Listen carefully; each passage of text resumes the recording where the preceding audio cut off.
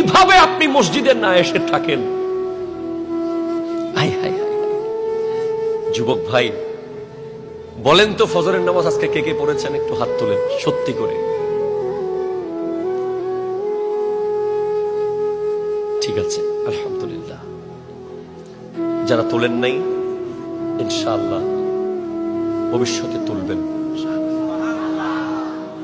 এখন বাবাকে যদি জিজ্ঞেস করি আপনার ছেলে ফজরের নামাজ পড়ে নাই কেন, আপনি বলবেন আমার ছেলেকে ঘুম থেকে তুলতে পারি না, অনেক টানাটানি করি, অনেক বলি, তুলতে পারি না। ঠিক কিনা বলে বলেন? আপনাদের কষ্ট হচ্ছে কথাগুলো? এক আল্লাহর ওলির কাছে এক বাবা গিয়েছে, হুজুর আমার ছেলেকে ফজরে ঘুম থেকে তুলতে পারি না, এমন একটা কিছু শিখাই দেন যেন তুলতে পারি।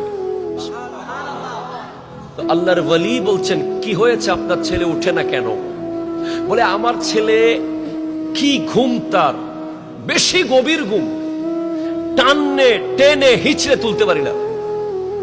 তখন আল্লাহর ওলি বলছেন, বাবা আপনার ঘরে যদি ফজরের নামাজের সময় আগুন লাগে, আপনি কি ছেলেকে তখন তুলবেন না, নাকি আগুনে পুড়ে ফেলবেন? বলে হ্যাঁ অবশ্যই তুলবো। কেমনে তুলবেন? আমি প্রয়োজনে তাকে কাঁধে নিয়ে বের হয়ে যাব, অথবা বিছানা সহ তুলে নিয়ে চলে যাব। তখন আল্লাহর ওলি বলছেন, দুনিয়ার আগুনের জন্য আপনি এমন করবেন, যতক্ষণ আপনার ছেলে ঘুমায় ফজরের নামাজের পরে, ততক্ষণ মনে করেন দুনিয়ার চেয়ে ৭০,০০০ গুণ বেশি ভয়ঙ্কর আগুনে সে জ্বলতেছে। যদিও আপনার চোখে আপনি দেখতেছেন না, কাল বাদে পরশু আপনি দেখবেন আপনার ছেলে কিভাবে জ্বলতেছে। সে একা জ্বলবে না, আপনাকেও জ্বালাবে। কেন? সে বলবে আমাকে জ্বালাচ্ছ কেন? আগুনকে বলবে আমার বাবাকে আগে ধরো, তিনি আমাকে না নিয়ে মসজিদে গেছে কেন?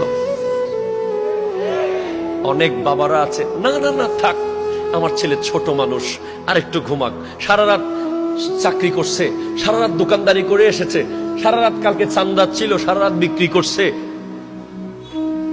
সারা রাত বিক্রি না, গোটা রাত যদি আপনার ছেলে নতুন ব্রিজের উপরে এক পায়ে দাঁড়িয়েও থাকে, তারপরেও ফজরের নামাজ মিস করার কোন সুযোগ ইসলামে নাই। ঠিক কিনা কথা বলেন?